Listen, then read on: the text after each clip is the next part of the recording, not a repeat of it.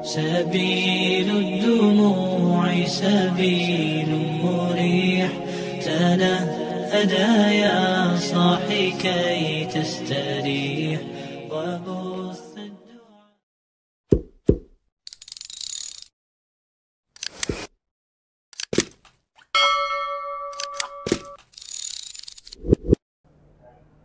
Assalamualaikum warahmatullahi wabarakatuh. Alhamdulillahilladzi bi ni'matihi tatimmus shalihat wa bi fadlihi tatanazzalul khairat wal barakat wa bi taufiqihi tatahaqqaqul maqasid wal ghayat. Allahumma salli wa sallim wa barik ala sayyidina wa maulana Muhammad wa ala alihi wa sahbihi ajma'in, amma ba'd. Hadirin jamaah sekalian yang dimuliakan Allah, kembali kita lanjutkan kajian kita sebagaimana biasa, masih tentang makna atau hakikat tentang dunia sebagaimana dijelaskan dan diuraikan oleh Imam Al-Ghazali dalam kitabnya Ihya Ulumuddin. Qala al-musannifu rahimahullah ta'ala, nafa'anna Allahu bihi wa bi'ulumihi fid dharain amin. Bayanu haqiqatid dunya fi nafsiha wa ashghaliha allati istaghraqat himamal khalqi. Penjelasan tentang hakikat dunia dalam bentuk nyatanya dunia dan aktivitas-aktivitas dunia yang telah banyak menarik perhatian manusia. Nah, ini ingin dijelaskan di sini oleh Imam Al-Ghazali bagaimana dunia menarik perhatian manusia, ya, menyibukkan manusia untuk mengurus dunia ini. Hatta ansathum anfusahum wa khaliqahum wa masdarahum wa mauridahum, hingga atau sampai berbagai kesibukan dunia membuat manusia itu melupakan diri mereka sendiri dan pencipta mereka dan asal mereka dan tujuan mereka. Nah, jadi ini yang ingin dijelaskan, ingin diuraikan oleh Imam Al-Ghazali.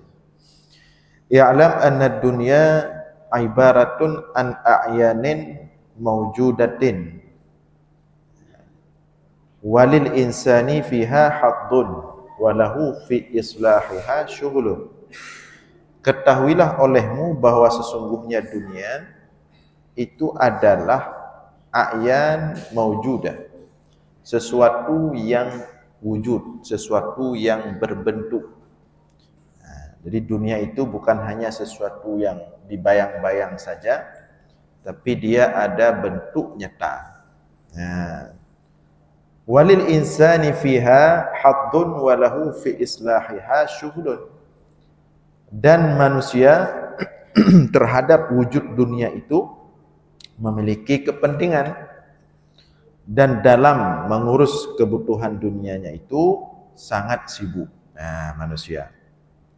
Fahadhihi thalathatu umur, ya, qad yudhannu anna ad-dunya ibarah an ahadiha wa laysa kadzalika. Tiga perkara ini terkadang dianggap dia itu terpisah-pisah, padahal dia itu satu kesatuan. Tiga yang mana? Tiga tentang bentuk daripada dunia, kemudian kepentingan manusia di sana, kemudian yang ketiga adalah kesibukan manusia di sana. Jadi ada dunia, ada kepentingan manusia, ada kesibukan dunia. Tiga hal ini satu kesatuan yang akan dijelaskan oleh Imam Al-Ghazali satu persatu dan keterkaitannya. Nah, sehingga nanti kita diberikan paham oleh Imam Al-Ghazali, akan dijelaskan bagaimana dunia ini kemudian menarik manusia, ya, menarik ambisi manusia untuk menyibukkan dirinya dengan dunia. Jadi dari mana akar persoalannya? Ammal a'yanul mawjudah allati dunya ibarah anha fahiyal ardu wa ma 'alaiha. Adapun wujud dunia, tadi yang pertama wujud dunia, ya. Yang disebut, adapun wujud yang disebut dengan dunia adalah al-ardu wa ma 'alaiha. Bumi dan apa yang ada di bumi. Nah, itu wujud dunia. Nah, jadi wujud dunia adalah bumi dan apa yang ada di bumi. Baik yang ada di atas permukaan bumi maupun di dalam perut bumi. Inilah dunia. Ini dunia dalam bentuk wujud nyata. Nah, jadi tita yang dia urung pe donya. Jawaban ji donya yang ke bumi dan apa yang ada di atas bumi maupun di dalam bumi. Inilah dunia. Nah, jadi siapapun di dalamnya adalah dunia. Berarti kalau demikian definisi wujud dunia, termasuk di dalamnya kita manusia. Berarti kita manusia bagian daripada wujud nyata dunia. Nah, qala Allah Ta'ala, ya, hal ini sebagaimana firman Allah Ta'ala, inna ja'alna ma'alal ardi zinatan laha linabluwahum ayyuhum ahsanu amala. Kata Allah, sesungguhnya kami jadikan apa yang ada di atas bumi zinah, perhiasan. Laha, bagi bumi. Artinya bumi dan apa yang ada di atas bumi ini adalah perhiasan. Nah, inilah dunia. Nah, tujuannya apa?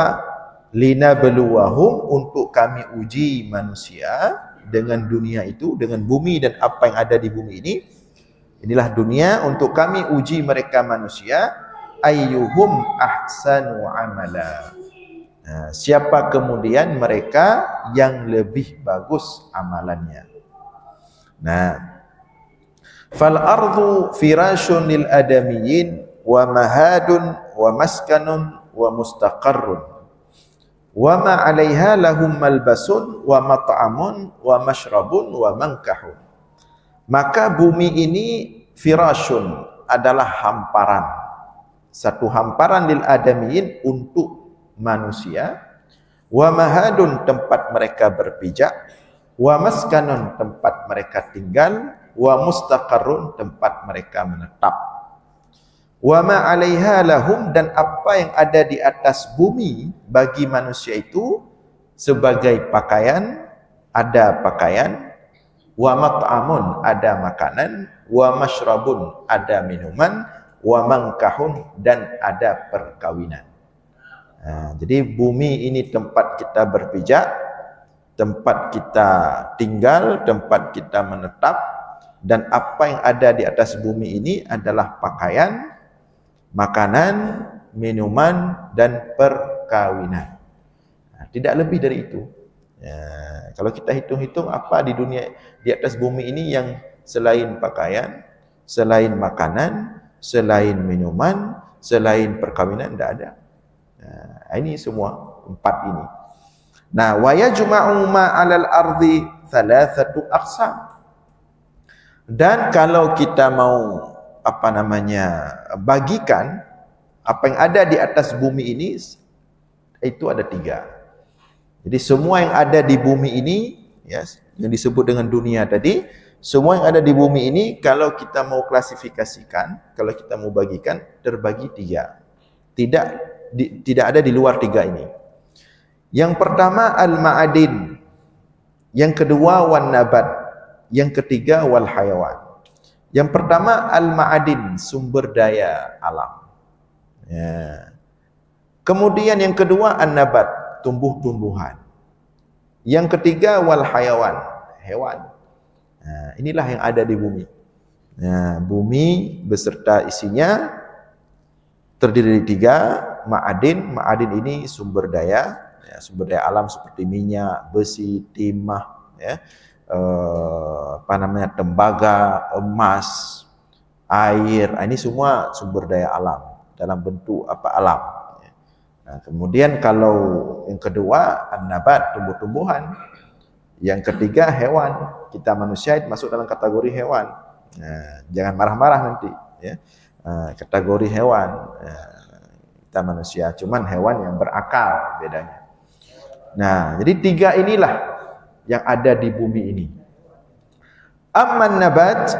Nah, yang pertama 3 tadi. Katakanlah yang pertama tadi diantaranya adalah an-nabat, tumbuh-tumbuhan. Ya. Fayatlubuhul adami lil iqtiyat wat tadawi. Ya, adapun tumbuh-tumbuhan dibutuhkan oleh manusia lil iqtiyat, untuk sumber makanan manusia, wat tadawi, untuk berobat. Nah, di tumbuh-tumbuhan manusia butuh. Nah, jadi manusia punya kepentingan tadi di atas. Kepentingan manusia kepada tumbuh-tumbuhan untuk sebagai makanan dan untuk sebagai obat-obatan. Wa ammal hayawan wa ammal ma'adin, adapun sumber daya alam tadi, ya, seperti besi, gas, minyak, ya, emas, ya. Ini wa ammal ma'adin ini fayatlubuha, dibutuhkan oleh manusia lil alat wal awani, sebagai alat atau peralatan yang dia butuhkan dalam kehidupan, wal awani, dan sebagai bejana atau tempat-tempat, sebagai membuat satu wadah, ya. Maka kita butuh kepada besi buat senjata, buat berbagai macam kebutuhan, ya. Kita butuh besi, kita butuh timah, kita butuh tembaga, kita butuh baja. Itu semua dalam perut bumi, ya. Itu ma'adin. Kita butuh emas untuk bagian tertentu mau kita buat, kita butuh perak. Nah, itu untuk alat-alat tertentu untuk penunjang kehidupan kita di dunia manusia, dan sebagai membuat wadah-wadah tertentu. Ya, kanuhas disebutkan di sini, seperti tembaga, warasas, timah, walin naqdi, untuk mata uang, kadzahab, seperti emas, wal fiddah, seperti perak, wali ghairi dzalika minal maqasid, dan berbagai macam kebutuhan lain. Wa ammal hayawan, yang ketiga hewan. Wa ammal hayawan fayanqasimu ilal insan wal bahaim. Yang ketiga hewan. Yang hewan ini terbagi 2 lagi. Ilal insan, kepada manusia, wal bahaim, dan kepada binatang. Maka kalau binatang itu lebih spesifik kita sebut saja binatang. Kalau kita sebut hewan, itu kurang spesifik karena masuk juga di dalamnya manusia. Jadi kalau misalnya ada orang bilang, saya tadi ada lihat hewan di jalan, berarti itu termasuk, bisa jadi yang dia lihat itu masuk juga kategori manusia, ya. Bilang aja, kalau misalnya tadi ada lihat lembu di jalan, maka bilang aja, saya tadi lihat binatang. Itu berarti langsung orang apa lembu, apa kambing, ya. Tapi kalau tadi saya lihat hewan, itu mungkin manusia. Jadi biar tidak timbul prasangka itu, maka lebih spesifik membedakan manusia dengan binatang. Binatang, manusia. Jadi hewan itu dalam ilmu hakikat, ilmu filsafat, hewan itu termasuk manusia. Nah, jadi hewan terbagi 2, kepada manusia dan binatang. Ammal bahaim, adapun binatang, apa kepentingan manusia pada makhluk binatang ini? Fayatlubu minha luhumaha lil ma'akil. Manusia butuh kepada binatang untuk makan dagingnya. Lembu, kambing, ayam, untuk dimakan dagingnya. wa dhuhuriha, dan juga manusia butuh kepada binatang untuk dipakai punggungnya untuk sebagai kendaraan, kuda, onta, keledai. Di kepentingan manusia di situ daripada binatang tadi. Wazina, dan juga manusia punya kepentingan pada binatang tadi sebagai zina, perhiasan. Maka ada yang pelihara kucing Anggora, kalau kucing kampung ada yang pelihara misalnya. Anggora banyak yang pelihara sebagai hiasan. Ada yang pelihara burung, ada yang pelihara merpati. Berarti manusia punya kepentingan di situ. Apa kepentingannya? Sebagai hiasan. Jadi kalau binatang tadi sebagai makanan, sebagai kendaraan, sebagai perhiasan. Wa ammal insan, adapun manusia, dia masuk dalam kategori hewan tadi. Adapun manusia, apa kepentingan manusia pada manusia? Manusia punya kepentingan pada manusia. Maka bahasa gamblangnya mau diterima tidak diterima, memang sebagian manusia butuh mempergunakan sebagian manusia yang lain. Tinggal kita pahami hakikat ini sehingga kita hidup ini jangan sampai kita terlalu dipergunakan oleh manusia. Inilah perlu penjelasan Imam Ghazali. Beliau membahas ini sampai ke akar-akarnya. Dan ini apa adanya, memang kehidupan dunia seperti itu. Sebagian manusia menjadikan sebagian manusia lain sebagai alat untuk menunjang kebutuhan dia, untuk memenuhi kenikmatan dia. Jadi manusia, apa kepentingan manusia pada manusia? Kepentingannya adalah wa ammal insan, adapun manusia faqad yatlubul adami, dibutuhkan oleh manusia. Manusia dibutuhkan oleh manusia untuk apa? Ayyamlika abdanan nas liyastakhdimahum wa yastakhirrahum. Dibutuhkan oleh manusia. Manusia itu dibutuhkan oleh sebagian manusia untuk digunakan badan, tenaganya. Tenaganya digunakan untuk kerja, untuk ini, untuk itu, wa yastakhirrahum. Dan perlu dipakai. Untuk apa dipakai? Wahum kal ghilman, seperti pelayan, seperti pelayan. Auliyamat liyatamatta bihim kal jawari wan niswan, atau untuk dinikmati, seperti budak-budak dulu, atau seperti perempuan. Itu kepentingan manusia pada mereka. Itu dari sisi badan, tenaga manusia. Manusia butuh kepada sebagian manusia untuk dipergunakan tenaganya, fisiknya. Wa yatlubu quluban nas liyamlikaha bi ayyaghrisa fiha at-ta'dhim wal ikram wa huwa alladhi yu'abbaru anhu bil jah. Juga manusia dibutuhkan oleh sebagian manusia hati mereka. Jadi pada manusia itu yang dibutuhkan fisiknya dan hatinya. Hatinya.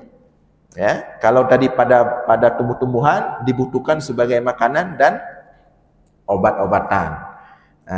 Pada sumber alam tadi dibutuhkan untuk buat sesuatu kebutuhan manusia, alat-alat tertentu, kendaraan, buat mobil, butuh besi, butuh baja, butuh. Kalau binatang untuk dibutuhkan oleh manusia untuk sebagai makanan, sebagai kendaraan, sebagai perhiasan. Manusia dibutuhkan oleh manusia, yang pertama fisiknya untuk sebagai tenaga, untuk dapat dipergunakan untuk kebutuhan manusia. Yang kedua, manusia itu dibutuhkan oleh manusia hatinya. Apa maksud dibutuhkan hatinya? Ini belum berbicara yang positif, ini masih berbicara bagaimana dunia itu hubungan kepentingannya dengan manusia. Maka dalam pembicaraan ini memang agak-agak keruh-keruh bacu, agak terkejut-kejut bacu, tapi memang seperti itulah faktanya. Maka kita harus bisa memposisikan diri, jangan salah-salah memposisikan diri. Jadi yang bisa menyelamatkan kita dari posisi ini nanti hanya iyyaka na'budu wa iyyaka nasta'in. Kalau betul-betul iyyaka na'budu wa iyyaka nasta'in, kita bisa selamat daripada makna ini nanti. Tapi kalau kita enggak iyyaka na'budu wa iyyaka nasta'in, berarti kita siap-siap jadi alat bagi manusia yang lain. Baik kita sadari maupun tanpa kita sadari. Ini sedang dijelaskan fakta dunia. Belum dimasukkan nilai moralnya. Ini baru bagaimana fakta dunia bekerja. Jadi supaya kita mengerti alurnya dunia ini bagaimana. Agar kita bisa memposisikan diri. Jadi sekali lagi, manusia bagian daripada dimanfaatkan oleh manusia, penunjang kebutuhan manusia dalam hal fisiknya dan dalam hal hatinya. Dalam hal hati untuk apa? Wa yatlubu quluban nas. Sebagian manusia perlu hati sebagian manusia yang lain. Untuk apa? Liyamlikaha, untuk dapat dimiliki hati manusia yang lain itu. Untuk apa dimiliki? Bi ayyaghrisa fiha at-ta'dhim wal ikram. Dimiliki hatinya agar pemilik hati manusia itu menerima pengagungan, dibesarkan oleh orang yang sudah dimiliki hatinya. Jadi hati-hati. Ada orang mencoba memberikan kita segala apa yang kita butuhkan untuk dia dapat memiliki hati kita.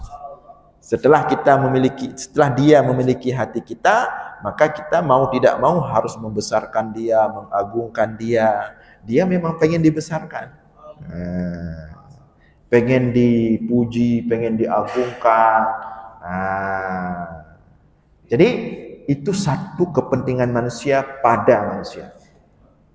Dia punya kepentingan pada manusia agar manusia mengagungkan dia, agar manusia hormat ke dia, agar manusia tunduk ke dia, agar manusia rukuk sujud ke dia.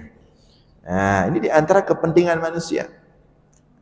Ini jangan langsung kita berpikir negatif ke orang. Kadang-kadang kita pelakunya ini.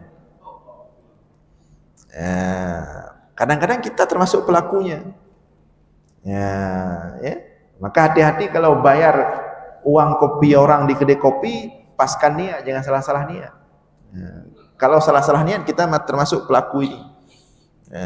Kalau mau bayar orang ngopi di kedai kopi, bayarlah sebagai sedekah lillahi ta'ala.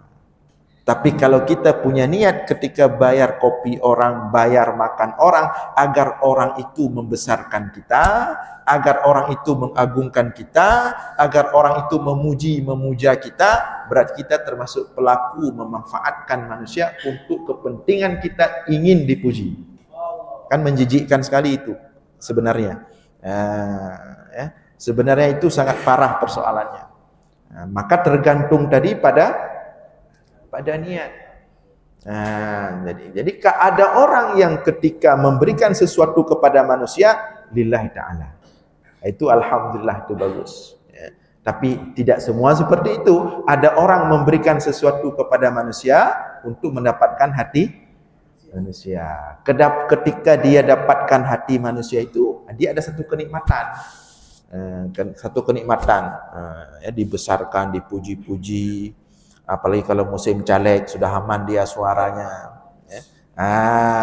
Berarti ini diantara makna manusia juga ada kepentingan manusia pada manusia. Jadi kalau ada yang seperti ini, dan ini fakta dunia begini berjalan, beginilah kerja dunia.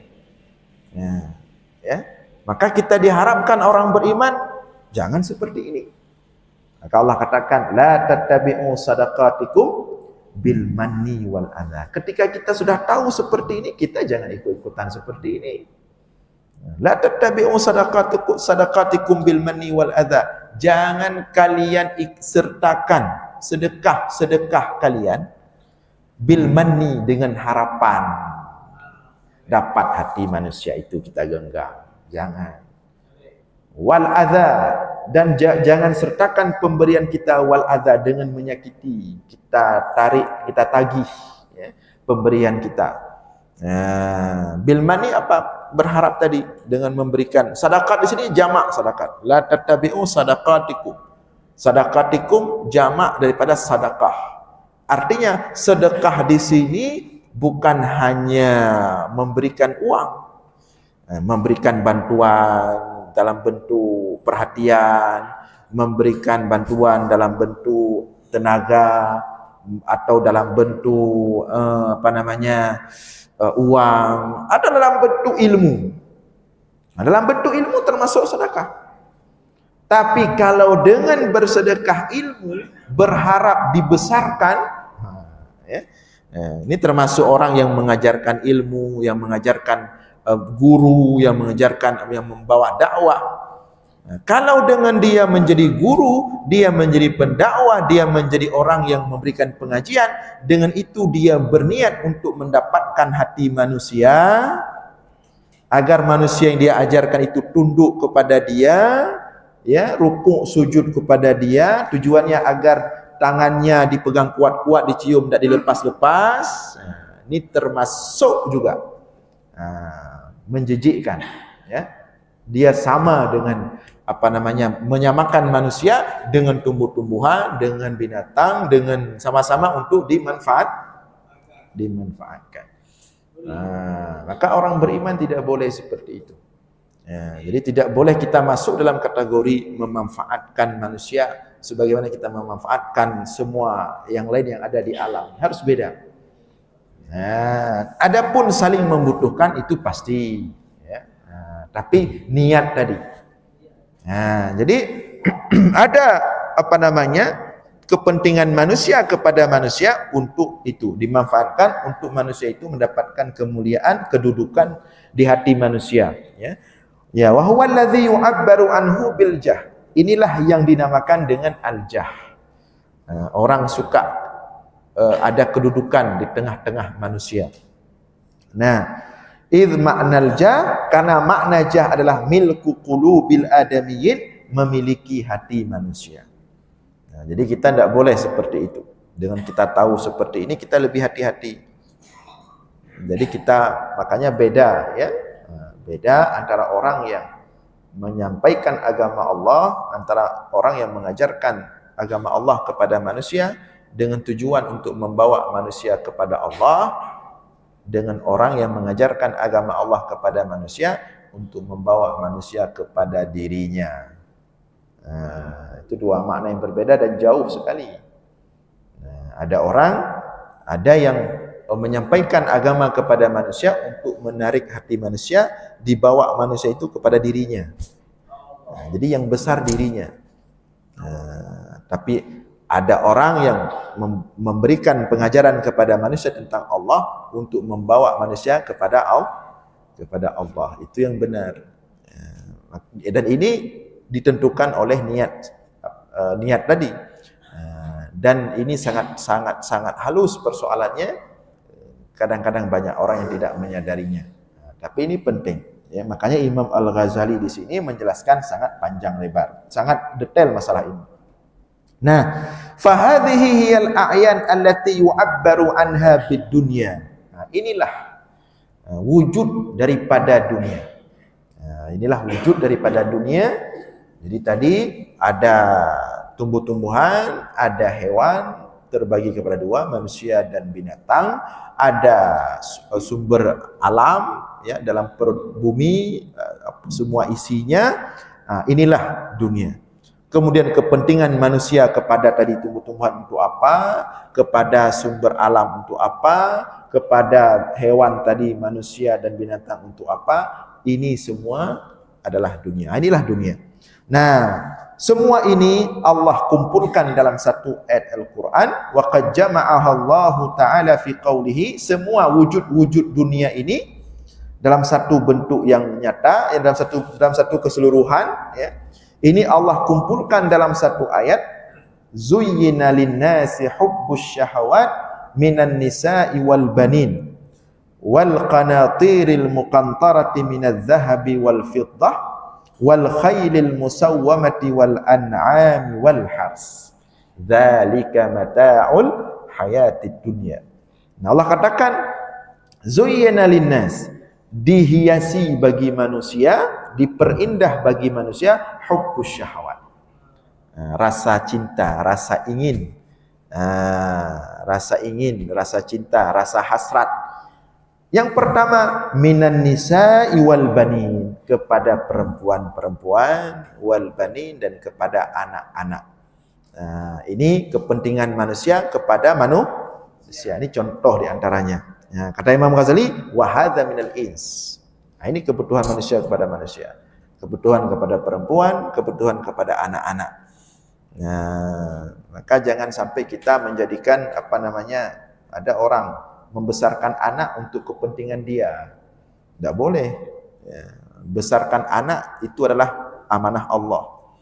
Nah, jangan niat besarkan anak ini saya sengaja membesarkan dia, menyekolahkan dia. Nanti kalau dia sudah bisa kerja, sudah ada penghasilan, saya nggak harus kerja lagi, sudah ada penghasilan dia. Nah, berarti kita sama dengan membesarkan anak. Ya, seperti yang lain, misalnya kita persiapkan untuk kepentingan kita. Itu sudah salah tujuannya. Anak ini amanah. Mau dia menghasilkan baik kita atau tidak, itu tidak ada urusan. Tugas kita dari Allah, dikasih anak, disuruh besarkan, disuruh usaha biar dia sukses berhasil dunia akhirat. Titik, selesai. Mau kita dapat keuntungan dari itu atau tidak, itu bukan urusan kita. Dan nggak boleh kita pasang niat seperti itu. Ya. Kalau kita pasang niat seperti itu, kita termasuk orang yang memanfaatkan anak kita. Dan itu sudah berlawanan dengan tujuan utama dikasih anak. Yang mana tujuan utamanya adalah amanah dari Allah. Oh, ternyata berhasil kita didik sesuai dengan amanah yang Allah berikan kepada kita. Kemudian Allah berikan balasan. Alhamdulillah dengan balasan itu. Di akhirat nanti kita dapat surga karena kita sudah bisa membuat anak amanah Allah ini dengan baik, taat, soleh, alim, pokoknya bisa memberikan manfaat yang baik untuk dirinya dan untuk orang yang hidup di sekelilingnya. Allah berikan balasan nanti di hari akhirat karena kita sudah menjalankan amanah Allah. Alhamdulillah. Tapi kita tidak berharap itu ketika di dunia. Nah, jadi Allah katakan, ya. Jadi yang pertama, kepentingan manusia kepada manusia, contohnya kepentingannya kepada perempuan-perempuan dan kepada anak-anak. Wa hadza minal ins, ini contoh kepentingan manusia kepada manusia. Wal qanatiril muqantarati minadz zahabi wal fiddah, dan juga dihiasi bagi manusia itu al qanatiril muqantarah. Al qanatiril muqantarah adalah kekayaan melimpah dalam bentuk perhiasan seperti minadz zahabi wal fiddah, emas dan perak. Ini masuk kategori mana tadi? Kalau emas dan perak masuk kategori sumber alam. Nah, ini masuk sumber alam, ya. Nah, kemudian ya wa hadza minal jawahir wal ma'adin, ini masuk kepada sumber alam. Wa fihi tanbih ala ghairiha minal ali wal yawaqid wa ghairiha. Ini contoh mewakili berbagai sumber alam yang lain, besi, mutiara dan lain sebagainya. Kemudian wal khailil musawwamati wal an'am. Kemudian dihiasi pada manusia itu rasa hasrat, suka, cinta kepada al khail. Al khail kuda, al musawwamah kuda yang berharga, wal an'am dan ternak, hewan-hewan ternak, lembu, kambing, kibas, onta. Nah, ini masuk dalam kategori hewan, binatang tadi, ya. Nah, kemudian wahya al-bahaim wal hayawanat, ini masuk kategori al-bahaim, binatang, wal hayawanat dan hewan. Kemudian wal hars. Al-hars ladang, tumbuh-tumbuhan. Nah, ini masuk kategori kepada tumbuh-tumbuhan, tanaman. Wa huwa an-nabat waz zara'. 3 kategorinya Allah sebutkan dalam Al-Qur'an ini. Nah, inilah dunia. 3 kategori inilah dunia.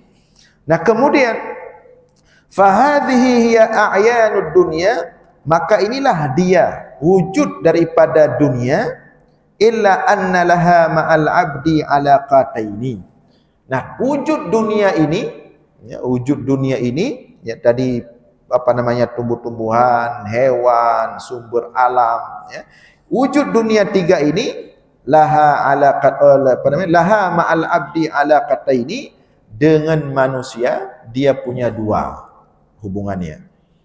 Dia punya dua hubungannya, alaqatun ma'al qalbi. Yang pertama, hubungannya dengan hati. Apa makna hubungan manusia dengan dunia tadi dalam hatinya? Wa huwa hubbuhu laha, yaitu cintanya manusia kepadanya dunia. Wa hadduhu minha, dan kepentingannya manusia daripadanya dunia. Wansirafu hammihi ilaiha, dan ambisinya manusia untuk mendapatkannya dunia. Wa hatta yasira qalbuhu, hingga jadilah hatinya manusia kal abdi, bagaikan budak, awil muhib, atau pencinta, al mustatir, yang habis-habisan untuk mendapatkan dunia tersebut tadi. Itu kalau keterkaitannya dengan hati, ya. Kalau keterkaitannya dengan hati. Jadi tiga tadi, ya, tumbuh-tumbuhan, hewan dengan berbagai jenisnya, kepentingannya, fungsinya, kemudian sumber alam dengan berbagai jenisnya dan fungsinya. Kalau tiga ini dipandang oleh manusia dengan hati, maka dia akan siap-siap menjadi budak pencinta dunia. Tiga tadi ini. Wa yadkhulu fi hadhihi al-alaqah jami'u sifatil qalbi al-mu'allaqah bid dunya, kal kibri wal ghilli wal hasadi war riya was sum'ah wa su'id dhanni wal mudahana wa hubbith thana wa hubbit takatsur wat tafakhur, wa hadhihi hiya dunya al batinah. Nah, ketika dunia yang tiga bentuk besar tadi masuk dalam hati manusia, maka dia akan sangat suka kepada dunia. Kalau sudah masuk menempel dalam hatinya, sudah menjadi pencinta dunia, maka dia akan sangat suka dengan dunia itu.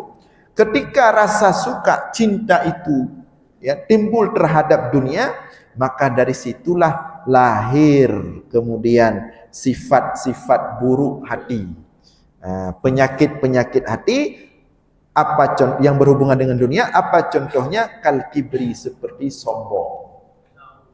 Ya, karena dia sudah capek, sudah sangat cinta kepada dunia.